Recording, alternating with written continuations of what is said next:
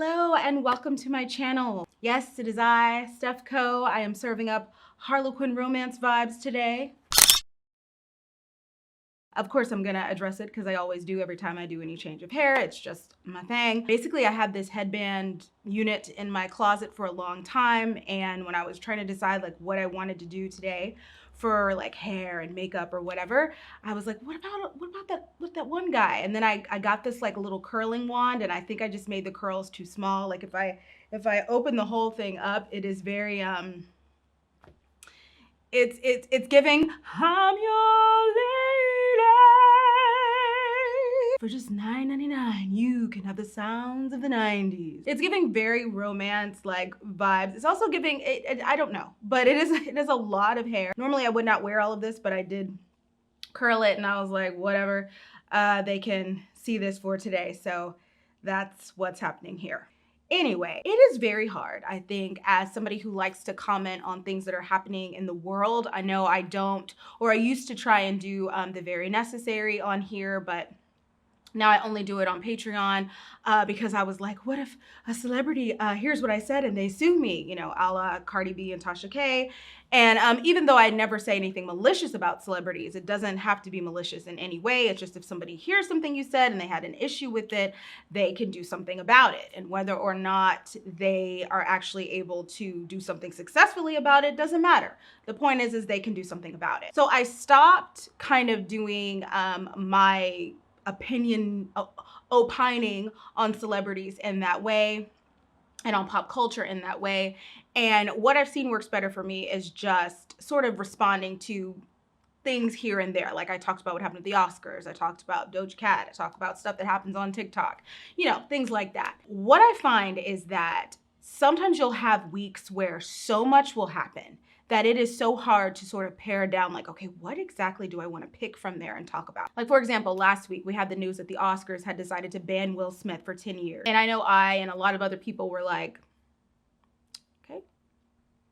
okay. And then you had, you know, information come out like this about things that Jada has said about their marriage. And I know at that point I was like, maybe he wasted that slap. I don't know. And I'm not gonna go into that. We also had things like J-Lo getting engaged for the 400th time. I mean, she definitely, if she don't know how to do nothing else, she knows how to collect engagement rings. That is something that I could have talked about. We had Chloe Bailey came out with her new music video, and every time she comes out with a video, because she is so forward in her presentation of herself as a sexual being, and she definitely uses like sex appeal and suggestive dancing and so on and so forth, and how she presents herself as an artist. Every time she comes out with something new, it's controversial and people want to talk about it. I personally find her incredibly inspiring as somebody who was very sexually repressed in my early 20s. I look at her and I'm just like, it's like living vicariously through someone. And also she is so fit. She's so fit. And as someone who used to be able to just drop into the splits at the drop of a hat and can now barely do a lunge, I'm just like, girl, use it while you got it. You know what I mean? That's how I think about it. I could have done a whole video about that. We had Donald Glover interviewing himself and making interesting comments about Black women. I actually wanted to do a whole video about that, and I was like, nah, tomorrow it'll be something else. And that's true. And it's kind of hard to keep up on these topics that sort of just burst on the scene and then go away for a little bit, especially if you're trying to be kind of current with what you're talking about. But the topic of this video, I feel, is evergreen, which means that it has proven over time to be of consistent interest to the public audience. You saw the title, you know I am going to be talking about Russell Wilson and Ciara. Specifically, I'm going to be talking about this podcast that came out a few weeks ago, or like 2 weeks ago or something like that, where there was a guy on there and he said something that is often said about Russell, which is that he is boring, he is a square, and that Ciara made a mistake settling down with him. Ever since Ciara and Russell got together, these accusations of their relationship being something that she settled for because she could have had Future, who is such a wonderful prize. These accusations that she just settled for that and she's comfortable, but she could never be really happy because Russell's not a real man. Ever since they got together almost 10 years ago, these accusations consistently come out. And so I really wanted to sit down for a second and talk about why that is. Take a moment and talk about why a lot of times when you do have men get together and they discuss the appeal of Russell Wilson, a lot of times they are stumped. They can't figure out what it is. Why would a woman prefer him over someone like Future? And for women, the answer is so simple that it is almost farcical to me how different the perceptions are of this situation. And honestly, it comes down to this. If you are a man looking to really get into a relationship, a real relationship with a woman, it is always sexier to be square. And in this video, I am going to explain why I think that way and also why I think the conversation about Russell and Ciara will really never go away. Okay, the first thing I want to do is I want to talk about what happened. So I'm about to play a little clip now of the podcast clip that was going around a couple weeks ago where these guys were talking about Russell and Ciara's relationship. The one thing you brought up is Russell and Ciara. Yeah, if Russell ain't had that bread, Ciara ain't gonna be with him. Russell square. Russell square. Russell square. Ciara had she has a good situation, but you don't leave Future and get with Russell Wilson. The thing is, I think that's what you don't leave Future and get with Russell Wilson. Like, it's a type. Listen, bro, everybody got a type. Yeah, that's true. Everybody has a type. You gonna leave Future and get with Russell Wilson? He's so goddamn square, and I love him on the field. He's a square. He's a fucking square. All right, so we can see from there that, you know, you had this guy and he was dead set on telling everybody why he felt Ciara settled with Russell. He could not imagine a world where Ciara would be happy with a man who is as square as Russell Wilson is. And he thinks their whole relationship is a lie. And what I do respect about this is, even though I've heard that take, I have heard men say that about Russell Wilson before, lots and lots of times. I love that the two other podcasters were like, well, there's some positives there, though. You have to understand, he provides peace, he provides this, he provides that. But you had old dude who was like, no, I don't believe it, right? But before I get into my point, let's talk about why Russell and Ciara are so interesting to people in general. So we all know Ciara's story, R&B singer, model. I don't know if she ever acted. I don't think Ciara was ever an actress. I'm not sure. If she has been in any movies, I'm not aware of them. I don't even think she's done TV shows. Am I wrong? I'll have to look it up. If I look it up and I find out I'm wrong, I'll put some of the things she's been in here on the screen. And I think for my generation, she was like our Janet Jackson. Like, the girl could dance. And we know that her romantic life was pretty much just rappers and guys in the music industry. She dated guys like Bow Wow, and of course, famously, she dated Future, and they had a son together whose name was also Future. We know that she was engaged to Future for a little while, and that eventually they broke apart. There was talk of infidelity. For whatever reason, they did not make it all the way to the aisle. And when you look at Future's rap sheet with women, when you look at his resume, he has a MO, right? He dates beautiful women who are normally in the public eye in some way or another. So IG models, actresses, singers, whatever. He then a lot of times gets them pregnant. I think he has, I'll put the number of children that he has here up on the screen, and then he dips. Future is not about commitment. He is not about marriage. He is not about making any one woman his priority. His priority in life is himself. And I think that that's very evident from the choices that he consistently makes when it comes to women. And also, he's not always the nicest to women that birth his children. I remember there was a story a couple years ago about a woman who was like, she had to fight him for paternity. And there was a lot of really mean things coming out that he'd said about her. And I know she is an IG model. I'll put her name up here when I find her as I'm editing. He's not the greatest to get involved with, especially if you get on his bad side. So Future definitely has a reputation, and Ciara left that situation and was single for a little while, very little while, because I want to say maybe less than 2 years after she left Future, her and Russell Wilson end up together. And this is why it's so interesting. This is why the story is interesting. Not because they ended up together, not because she went with somebody else and, you know, she had the relationship she has now, but because of how they ended up together. So according to Russell, he's praying one day, or he looks at Ciara. Some stories say that he was looking at her in her Ride music video, which makes the way he responded to her super interesting because that video is very sexually suggestive. But he looked at her in her Ride music video, and he says he literally heard the voice of God saying, "She is your wife, you need to go and save her." And apparently he went up to her. According to him, this is the line that he used to win her over. And they entered into a relationship, a courtship, a traditional courtship. I mean, this is This is, if you were brought up in purity culture, this is like the dream, right? This is how it was supposed to go. They end up in this courtship where they practice abstinence. He makes it very clear he is going to marry her. He does not want to sully their relationship or his thinking or his judgment or how he treats her with sex. And she's going to be his wife. And that is how he went about that situation. They get married. They have this beautiful wedding. He formally adopts her son. And very quickly, they start having other children. Right now, they've had 2 additional children, and I believe 1 is on the way. People care about this couple because, number one, they're elevated. And so we see them. And so the things that play out in their life play out 1,000 times more than they would in regular everyday life. And number 2, like I said earlier, Russell Wilson is what an army of daughters raised within purity culture were taught to believe was out there waiting for them. These men that would look at you and be like, that is my wife. I am ready to guide her. We are going to be married. And instead, what we found were a bunch of futures, which I always found his name ironic because it seemed like every woman that linked with him had her idea of a perfect future just flushed down the toilet. So I always thought his name was ironic. But anyway, that's what makes that couple interesting. They have a wonderful love story. And after they were linked and they came together and everything played out and came to fruition, everybody wanted to know, and they went straight to Ciara and they wanted to know, what did you ask for? How did you do this? I'm trying to make this kind of a man show up in my life, which is when the chokehold of Ciara's prayer entered into pop culture lore.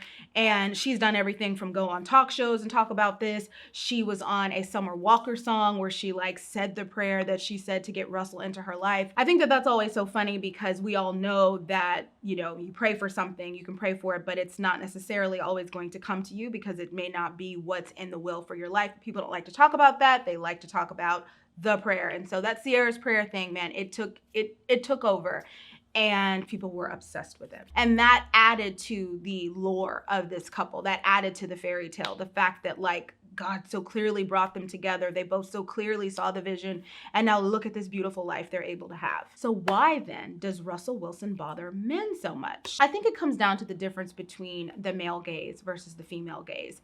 And when I say male gaze versus female gaze, I'm not speaking about traditionally the way that media literacy teaches us to think about it. So basically the relationship that men have to women in media and how if a woman is performing for the male gaze, you know, she'll dress a certain way, she'll say certain things, she'll appear in certain ways. I'm talking about the way that men view attractiveness when it comes to what they can bring and what their value is in a relationship, and the way women view that attractiveness. A lot of times I find those two things to be completely different. And I think with the guy that was on the podcast that was saying the things that he said about Russell Wilson, honestly, he is so trapped in the male gaze that he can't even begin to see that there's another perspective. So let me go back to what I mean when I say the male gaze. I'm talking about how men view masculinity and how their varying levels of masculinity make them attractive to women. So I think when you're talking about somebody like Russell Wilson, he has a lot of great traditionally masculine traits, right? He's a breadwinner. He is a competitor. He is a leader. Those are all masculine traits that we can all say are good things. But there are some masculine traits that are not so great, and we refer to these traits as toxic masculinity. And those are things like being emotionally callous, rejecting any kind of thing that reminds them of femininity, and refusing to show emotion. That sounds more like this guy. Russell Wilson is not those things. And if you are the type of man whose perspective when it comes to life is entrenched within toxic masculinity, you hate this guy because he is successful with women and he is successful in life, and everything you've been engineered and taught to do and the way you've been taught to think tells you that that's not possible. I think when we look at how some men look at Russell Wilson, it is a great example of cognitive bias, specifically in group bias, which means that you do not consider the experiences and the results of anybody outside of the group that you have deemed to be acceptable valid. Russell Wilson is not your typical masculine man to a lot of men. So his results, what his life turned out to be, is not valid. Something must be wrong. I want to go back to the concept of the male gaze versus the female gaze and what women find attractive as far as somebody's value that they bring to a romantic relationship.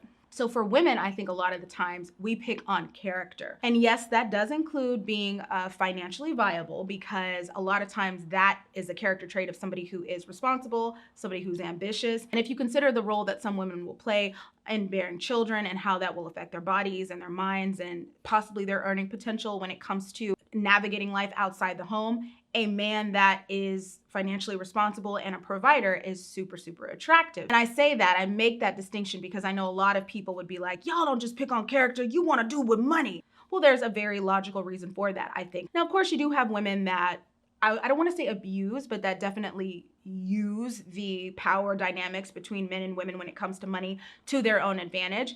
But I think if you're talking about women who are looking for a husband and aren't necessarily looking to do that, they still consider finances, but maybe just not in the same way, but it's definitely a consideration.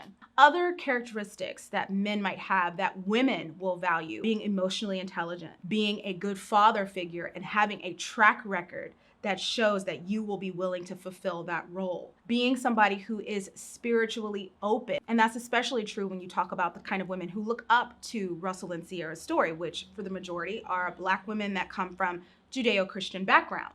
Like I said before, Russell is the dream. And I believe looking at the story of Russell and Sierra gives women something to hope for, especially when their own search for a spouse or a partner can be exhaustive, depressing, and it can feel like there's no end in sight.